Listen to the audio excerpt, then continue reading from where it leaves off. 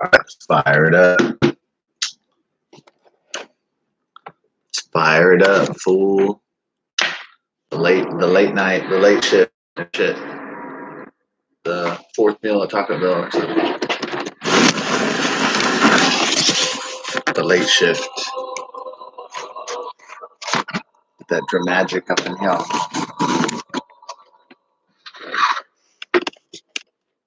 What's up? Get the mouse out the house. Time to touch the blouse. Oh yeah. All right. Go back into the experience here. Maybe not too loud. It's late at night, so gotta keep shit on the down low. On the down low. Perfect agent time. All right, so hopefully this will be the night. Cinco de Mayo. You go on ahead, Joe. I'll secure the room. So I get to finally go to Perfect Agent Deep Sea.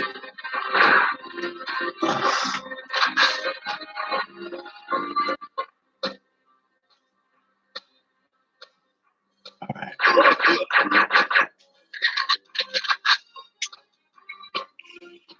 Yeah, I played some other video games just to keep shit fresh, you know. I played this for like 10 hours. It get kind of dull.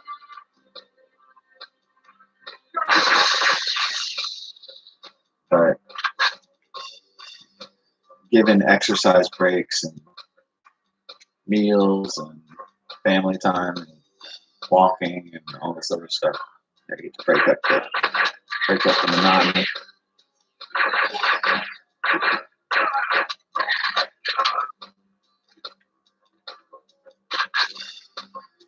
Okay, where's Goober at? Oh, there's Goober right there.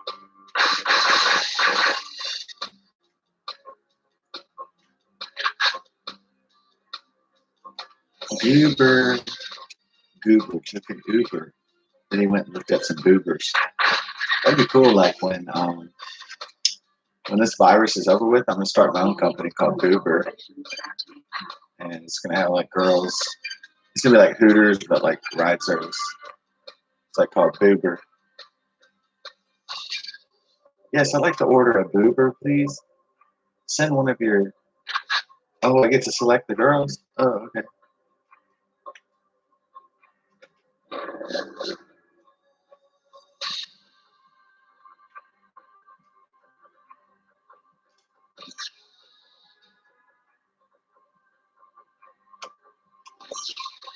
You'd be like, on Monday, yes, I would like some, like a black girl, like some big knockers, and on Tuesday, I prefer a white girl, perhaps a blonde.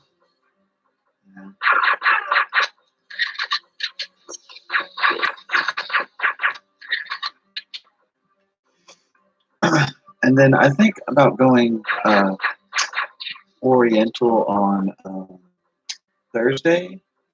Yeah, and then do you have any Arabic ones? Like some Mia Khalifas. And I'll take a redhead on Friday.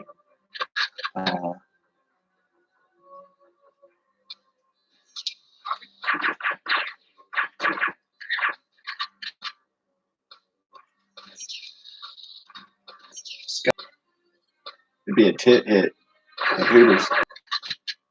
Speaking of tit, it's shit. Yes, I'd like to order the Boober.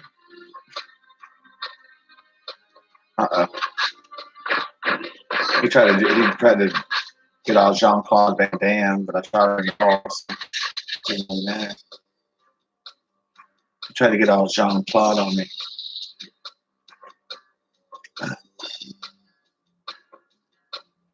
They try to, like, apparently,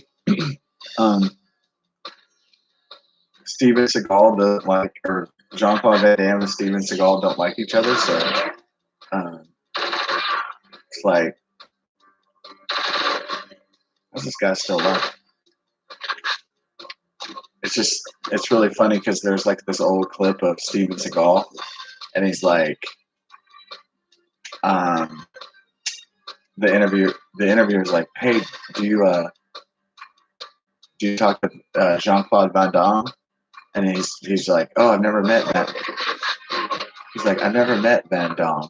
Like he just gave him like an evil look, like don't mention his name. They do different kinds of martial arts. Like people have been trying to question like Steven Seagal's martial art prowess. He knows this like jiu-jitsu. It's called aikido. It's like this like it's not a I don't know if it's a very well known martial art, but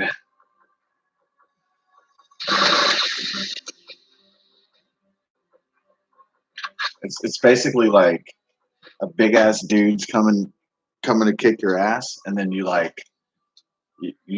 through like really quick movements you disable them. And so like most of Seagal's movies are him doing aikido, and there'll be some guy that'll just like start running at him, and he'll just use his own body weight against him. And it's a pretty cool martial art. It looks pretty awesome. It kind of looks like sort of like a magical martial art because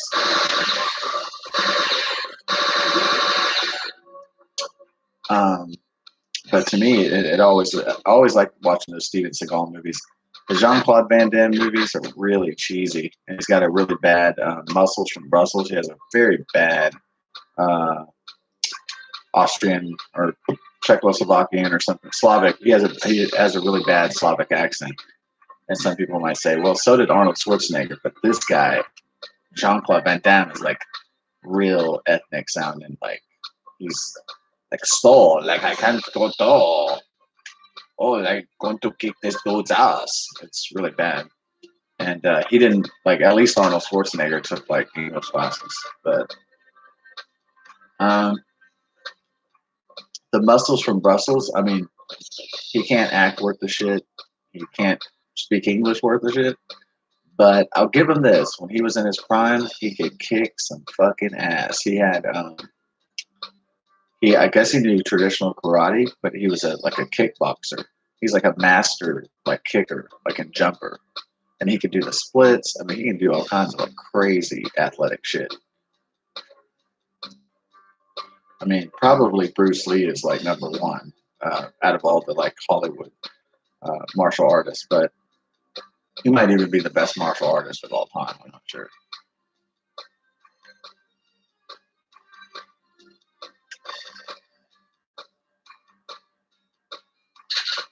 Yeah, I enjoyed Steven Seagal movies. It's actually it's like it's kind of funny because he wears a ponytail and he kind of just stares at people with this fucking like go to hell face. It's so great. And then yeah, when he does the fight scenes, he does Aikido and like it's pretty cool martial arts.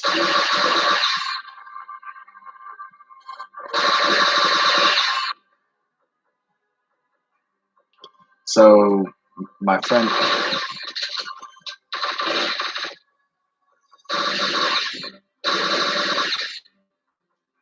and I think also like a lot of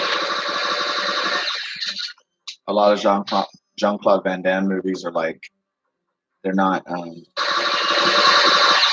they're not all like big Hollywood movies. A lot of them are like fucking shitty like cable straight to video movies, and so I had to watch a lot of really crappy movies with Jean Claude. My friend was obsessed with martial arts, and so I had to watch a shitload of like Jean Claude Van Damme movies, and I was like, I mean, I guess Bloodsport was pretty cool, but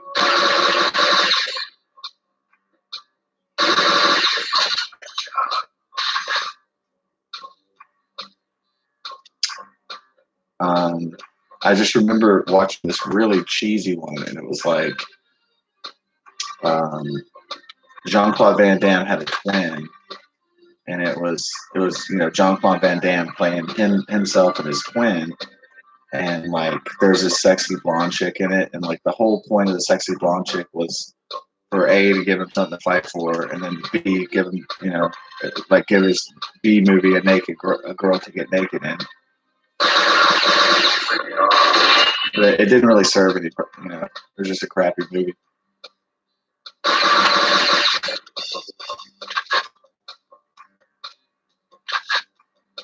the movie was just so bad. I was just like, well, if I'm gonna watch a video of naked chicks, then just make a movie of naked chicks. If I want to watch a movie about martial arts, then make a movie about kicking dudes' asses. I mean, I don't. Yeah, I was kind of like, either don't mix it all up like a salad, just throw everything in there.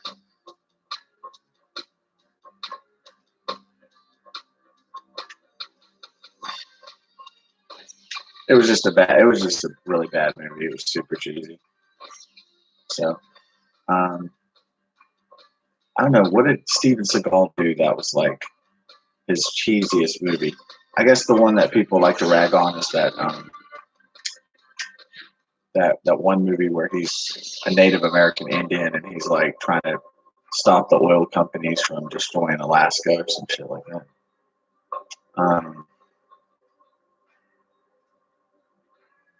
I guess that might have been his cheesiest one. I still like it. It's called, what is it called? Fire Down Below or something.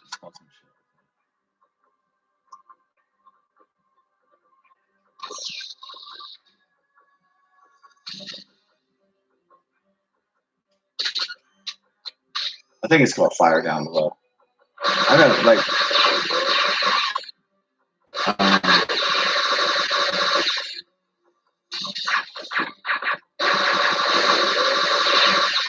so Jean-Claude Van Damme is like,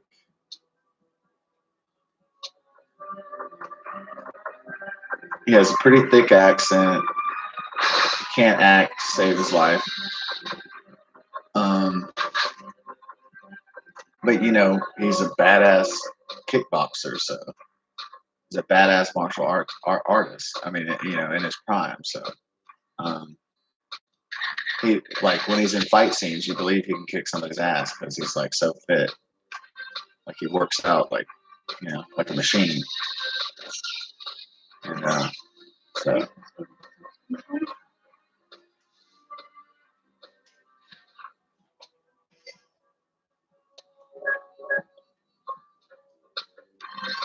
And that takes a lot of skill. Like, if you're in a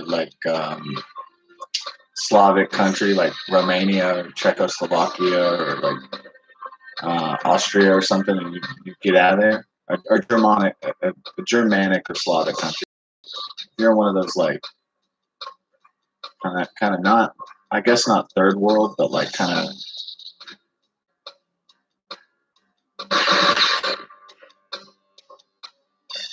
of like a place that doesn't really have a lot of opportunities, and you get to break out, become a martial artist with your own movies and shit. I mean, that's pretty impressive. So, Jean-Claude Van Damme, Arnold Schwarzenegger and stuff. That's really impressive what they're able to accomplish in their lives. Because they could have gotten so easily stuck with like 5 kids or something in Brussels or Austria or something.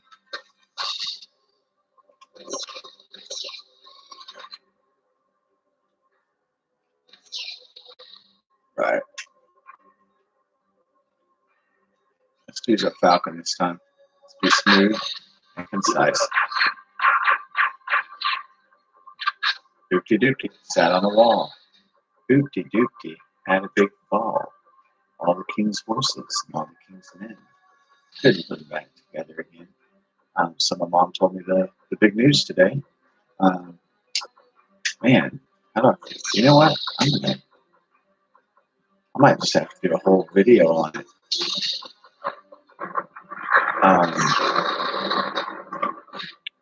So my mom, okay, so when, let me like kind of set the stage for you here. In the year 1993, Steven Spielberg gave to the world Jurassic Park, a movie about scientists using genetic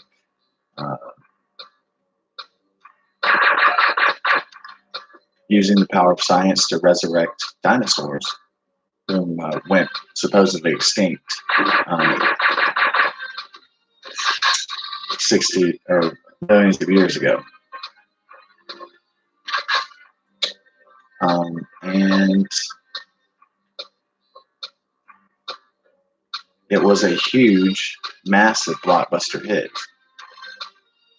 with toys and everything. I probably had some toys myself, even though I was 13 when it came out. I remember like that Ariana Richards. I remember having such a big crush on her when I saw her in that movie. Yeah.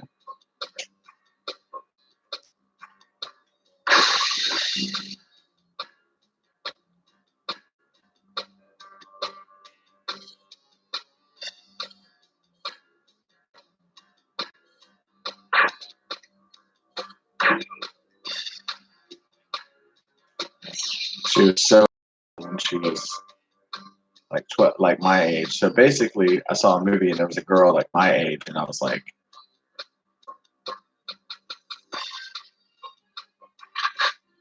oh my god, that girl is so sugar sweet. I was thinking, man, she is painfully attractive, cute, gorgeous, blonde girl, dude. And so,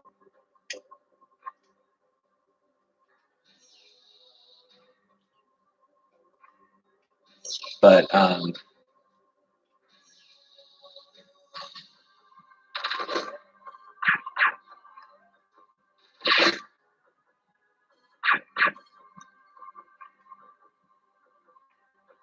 so pretty interesting.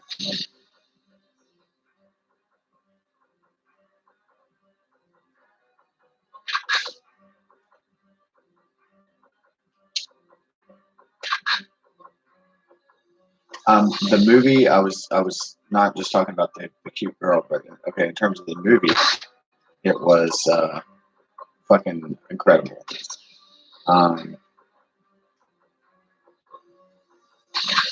Had a strong story, strong theme, had strong themes, had a lot of different themes. There's themes of mankind messes with nature, like this Wuhan coronavirus, and nature's gonna get loose and strike back against man. So it was a pretty deep message. But if man tampers with nature, that nature is gonna strike back, you know, in a pretty major way.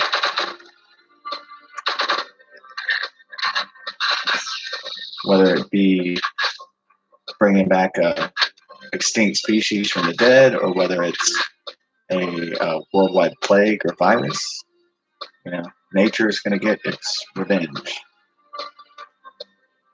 So it's pretty impressive theme for a movie to have.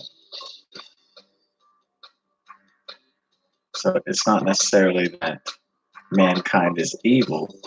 It's more saying that mankind should be careful, is basically what it's saying. And not try to tamper with nature, manipulate nature.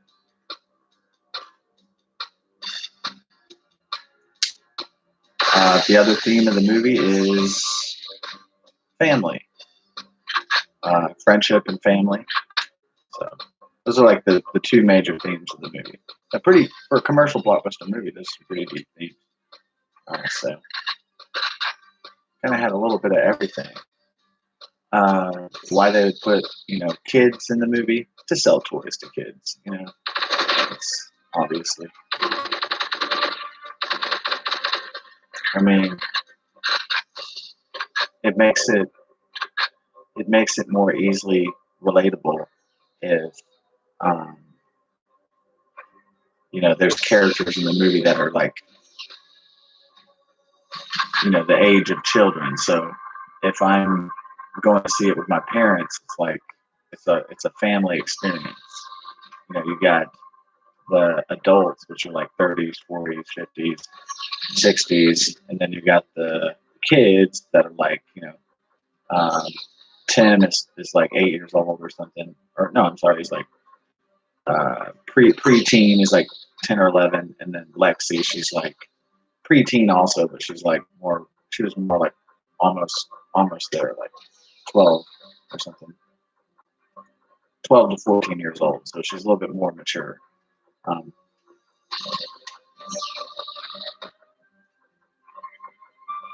in fact, I think that actress is. Let me see if she's my age. If she's not my age, she's a little bit shy. She's like 1981-ish, I think. Ariana Richards.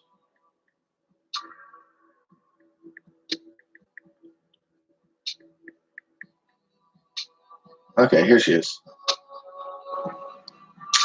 Actually, she's older than me. She was born on September 11th, 1979. So when I was crushing on her when I was 13, she was 14 years old. So boom, she's older than me.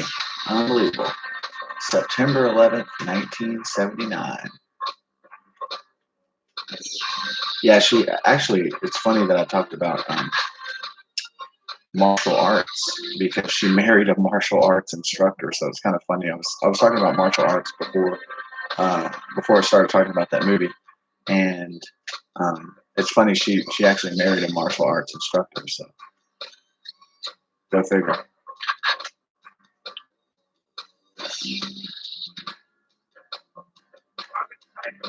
So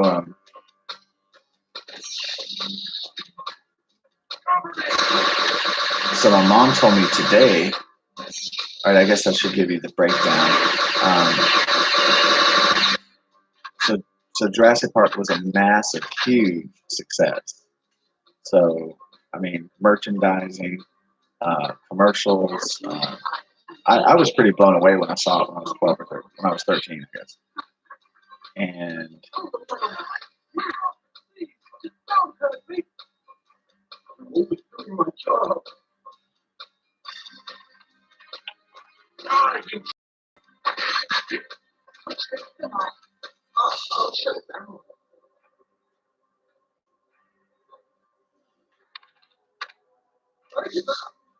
okay, so then the movie was a big smash. Maybe me and my cousin, we bought some Jurassic Park, dinosaurs and vehicles and stuff.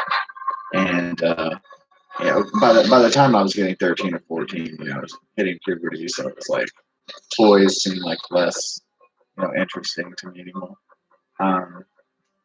But I think what was really blew people away was Jeff Goldblum's performance. He plays a chaotician, mathematician, chaotician from. He's a professor from University of Texas in Austin, Texas. So it's kind of sort of like a, I want to say a Brian Cox, kind of a Neil deGrasse Tyson, who's like really cool, but he does science. It's not really too dorky, but like they're kind of like rock stars. He's like the ultimate. He's like a cross between like a math and science genius and a rock star. So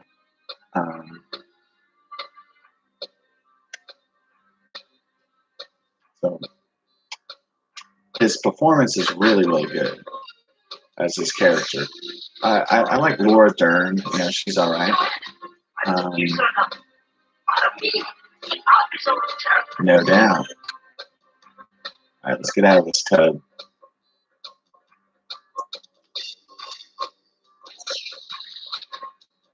Sam Neill as the guy who doesn't like children. That's kind of a trope. An older guy single and he's bitter and he doesn't, want to get married and he doesn't want to have children. And, that's like that's something from like Star Trek, The Next Generation. Captain Picard. He's like all about his career. He doesn't care about. He's like, keep kids away from me. I've seen these kind of tropes before, but Sam Neill is such a fabulous actor that he can take something that in a lesser actor's hands, it may have been wasted potential, but Sam Neill totally nails it as Dr. Alan Grant. Yeah, Laura Dern is okay. And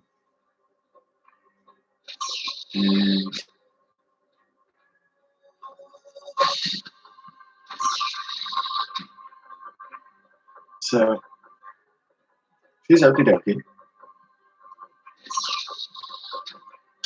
So did my plan work? Oh, it sure did. She's okay. I think even back in the day, I thought, she kind of makes a weird, funny. She has that funny facial expression that everybody makes fun of, where she has her mouth open and it looks kind of silly.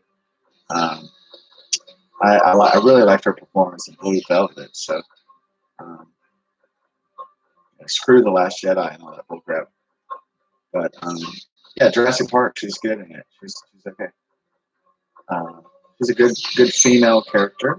She's a nice foil to Dr. Alan Grant's cold, hard, bitter exterior.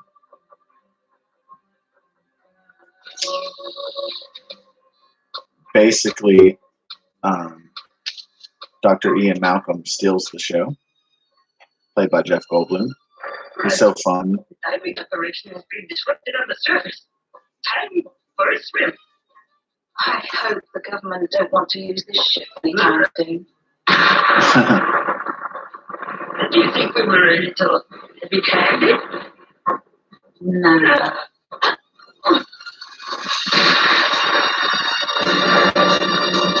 All right, there it is. We're going to deep sea now. Stay calm and chive on, dude. This is what's up right here. Play the space music and shit. So I guess I'll talk about the other Jurassic Park sequels, like in the next level. In the next levels, I'll talk about Jurassic Park 2 and Jurassic Park 3 and all that shit. But in terms of Jurassic Park, the first movie, 1993, it was a fucking major success.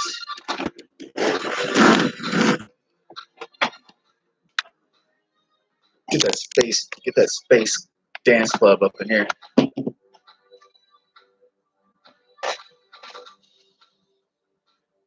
Victory, 20th anniversary.